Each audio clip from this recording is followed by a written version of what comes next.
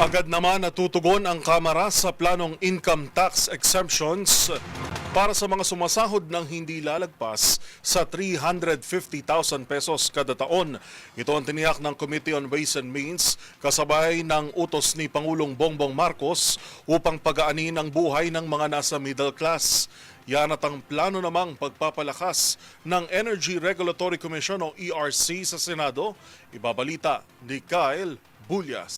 Target tapusin ng Kamara ang pagbabalangka sa tax relief measures sa darating na Agosto. Kaugnay ito na naging panawagan sa Kongreso ni Pangulong Bongbong Marcos sa kanyang ikalimang SONA na itaas pa sa 350,000 pesos ang threshold para sa income tax exemption.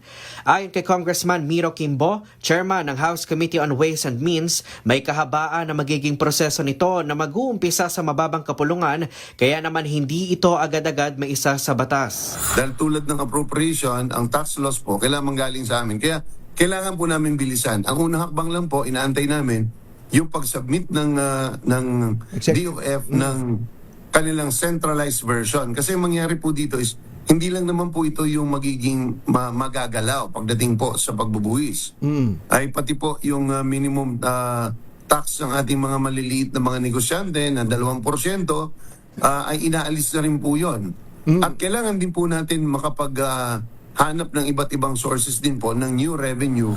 Kabilang aniya sa mga posibleng maging alternatibo na pagkunan ng buwis ay ang tobacco at sugar-sweetened beverages, pero giit ni Quimbo, kailangan pa itong sumailalim sa masusing pag-aaral para matiyak na tama at maayos ang implementasyon nito. Samantala, nabanggit din ng Pangulo ang pag-aalis sa system loss upang mabawasan na ang gasto sa mga Pilipino sa kanilang electric bill. Kaugnay ito ng kuryente mula sa generation na nawawala sa gitna ng proseso pagpunta nito sa distribution, pero ipinapasa ng mga power company sa mga consumer ang gastos rito alinsunod sa IPIRA law. Ayon kay Senator Erwin Tulfo, chairman ng Committee on Energy, may nakatakda na silang pagdinig sa kanilang komite sa darating na Huwebes kaugnay ng pag-aaral muli sa EPIRA Law bago pa man ang SONA ni Marcos. Aniya, kailangan ng bigyan ng mas malakas na kapangyarihan ng Energy Regulatory Commission. Isa na nga dyan yung systems loss na yan na kung bakit pinayagan nila at bakit walang habas na pagtaas ng mga power generators at distributors.